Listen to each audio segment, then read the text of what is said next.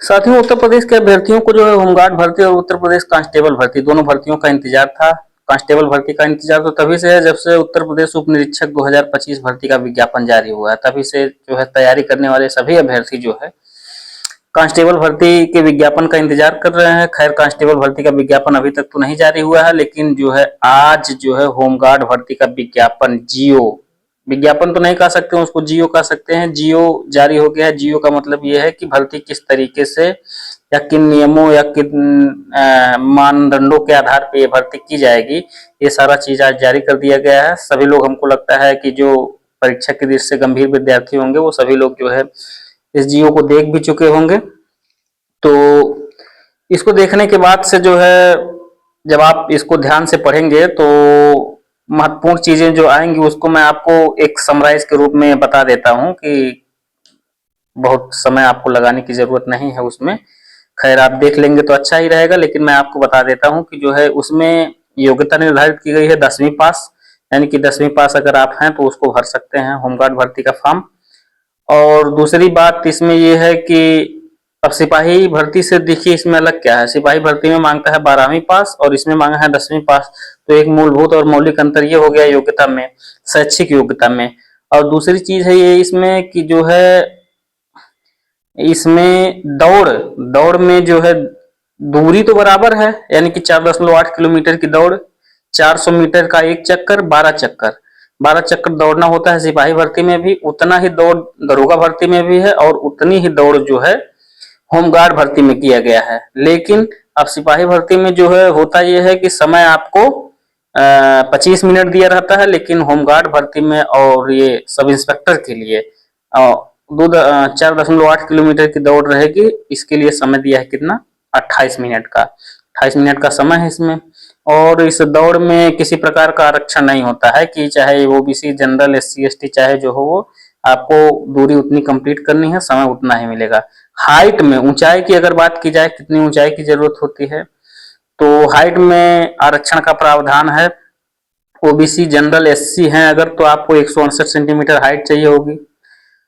अगर आप OBC, SC, OBC, general या एससी के कैंडिडेट नहीं है, एसटी के अंतर्गत आते हैं, तब आपकी हाइट जो है 160 सेंटीमीटर तक रहेगी तो भी चल जाएगा, यानी कि 160 सेंटीमीटर या 160 सेंटीमीटर से प्लस में ही रहे तब भी आप हाइट में पास माने जाएंगे। तो ये चीजें हो गई, दौड़ हो गई और शैक्षिक योग्यता हो गई, और जो है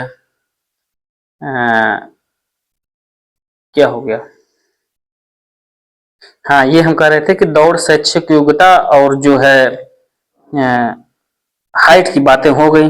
अब मैं आपको बता दूं कि जो है ये जो होमगार्ड भर्ती है इस पे जो है योगी सरकार ने जब से होमगार्ड विभाग का वेतन या होमगार्ड के पद का वेतन जब से बढ़ा दिया है, तब से ये मान के चलिए कि इस भर्ती में भी कंपटीशन सिपाही से बिल्कुल भी कम नहीं होने वाला है। जो भी अभ्यर्थी सिपाही भर्ती से बाहर हुए हैं, पिछले भर्तियों में जो बड़ी बड़ी भर्तियां हुई हैं, वो सभी इस पद के लिए आवेदन करेंगे। ये मान के चलिए कि कंपटीशन जो है हाई फाई होने वाला है, बिना लाइब्रेरी गए या बिना मेहनत से पढ़े, या जिनका बेसिक कमजोर है उनको अपने बेसिक बिना मजबूत किए, बिना कोचिंग पढ़े या बिना लाइब्रेरी गए आप इस परीक्षा को आसानी से पास नहीं कर पाएंगे। इसलिए अभी से तैयारी में जुट जाइए, तभी जो है आपका चयन हो पाएगा। इसके फायदे बड़े हैं होमगार्ड भर्ती के, बहुत से मायनों में तो मैं ये समझता हूँ कि ये कांस्टेबल की तुलना में जो है होमगार्ड का पद अच्छा है, बहुत से मायनों में। सभी मायनों में तो मैं नहीं कह सकता हूँ, लेकिन यह है कि बहुत से मायनों में जो है होमगार्ड का पद जो है कांस्टेबल से बेहतर है। क्यों बेहतर है? कांस्टेबल जो है अपने जिले में ड्यूटी, ये होमगार्ड का पद जो है या होमगार्ड जो भी होते हैं वो अपने जनपद में ड्यूटी करेंगे। अपने जनपद में ड्यूटी करने के अतिरिक्त ये है कि ये अपने आसपास के थानों में इनकी ड्यूटी लग जाती है, तो घर से आना जाना रहता है, खाने पीने की व्यवस्था नहीं रहती है, खाने पीने की व्यवस्था आसानी से हो जाती है, कहीं रूम वगैरह ढूंढने की जरूरत नहीं है, शाम को घर चले जाएंगे। और बाकी ट्रांसफर वाली सिस्टम इसमें ज्यादा नहीं है, मतलब ट्रांसफर अगर होगा भी तो आसपास के थानों में होगा, बहुत दूर ट्रांसफर नहीं होता है। तो ये सारी चीजें जो है कांस्टेबल या सब इंस्पेक्टर या उससे ऊपर के पोस्ट में जो है ट्रांसफर बहुत पीड़ा दायी और बहुत ही समस्या उत्पन्न करने वाला होता है, जबकि होमगार्ड भर्ती में ये सारी चीजें नहीं है। वेतन ये मान के चलिए कि आपको 26-27 हजार रुपए के रूप में स्टार्ट होगा एवं 25 हजार प्लस में ही आपको वेतन मिलेगा।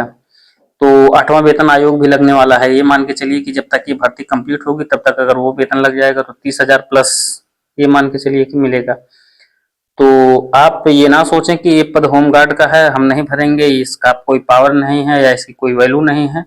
तो है बहुत अच्छी नौकरी, आपको बहुत लोकल में मिल जाएगी। आप कोई अपना धंधा बिजनेस घर परिवार भी देख सकते हैं इसके साथ साथ।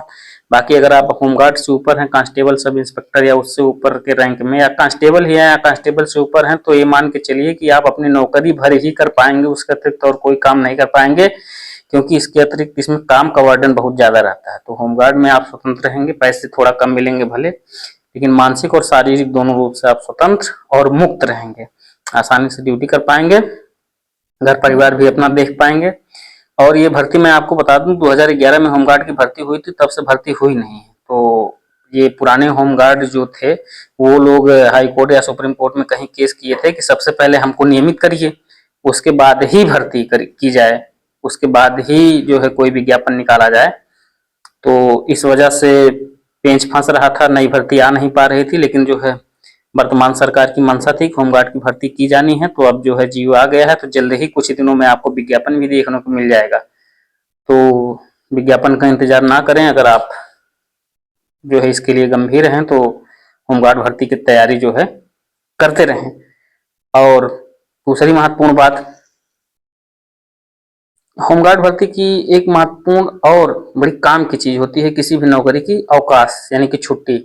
होमगार्ड भर्ती जो है दैनिक वेतन भोगी के रूप में काम करते हैं, यानी कि जो है इस पद के लिए जो है कोई छुट्टी प्रावधान नहीं किया गया है। यानी कि अगर आप छुट्टी लेंगे तो आपका एक दिन का वेतन कट जाएगा, यानी कि कोई अलग से छुट्टी का प्रावधान नहीं किया गया है कि आप महीने में या साल में इतनी छुट्टियां ले सकते हैं। छुट्टी आप लेंगे चाहे जितनी ले सकते हैं अपनी आवश्यकता के अनुसार, लेकिन यह है कि जितने दिन लेंगे आप जो है उतना वेतन आपका कट जाएगा उतने दिन का। तो ये एक समस्या है, हो सकता है कि भविष्य में सरकार जो है परमानेंट वगैरह भी कर दे तो छुट्टियों का प्रावधान हो जाएगा और सारी सुविधाएं बढ़ जाएंगी। तो ये सारी चीजें हैं, जैसे कांस्टेबल या कांस्टेबल से ऊपर तक के पदों के लिए 30 दिन का सीएल और 30 दिन का ईएल एक साल में अनुमन्य है। उसके साथ ही 1 वर्ष का मेडिकल अवकाश भी, 2 साल का शैक्षिक अवकाश भी, ये सारी चीजें अवकाश की सुविधा है, लेकिन ये चीजें होमगार्ड में नहीं है। खैर होमगार्ड में और अन्य सारी बहुत सी फायदाएं हैं, अन्य बहुत से फायदे हैं, यही चीजें मैं आपको कह रहा हूँ। बहुत से मायनों में होमगार्ड बहुत बेहतर है और कुछ मायनों में नहीं ठीक है। तो आप तैयारी करते रहें। बाकी अन्य कोई जानकारी अगर आपको चाहिए तो कमेंट बॉक्स में कमेंट कर सकते हैं, आपको जो है यथा समय उत्तर आपको दिया जाएगा। वीडियो देखने के लिए सभी साथियों को धन्यवाद। और अगर इससे संबंधित कोई जानकारी अगर आपको अपडेट चाहिए, कोई जानकारी अगर आती है तो आपको बता दी जाएगी, चैनल से आप जुड़ सकते हैं। सभी साथियों को धन्यवाद।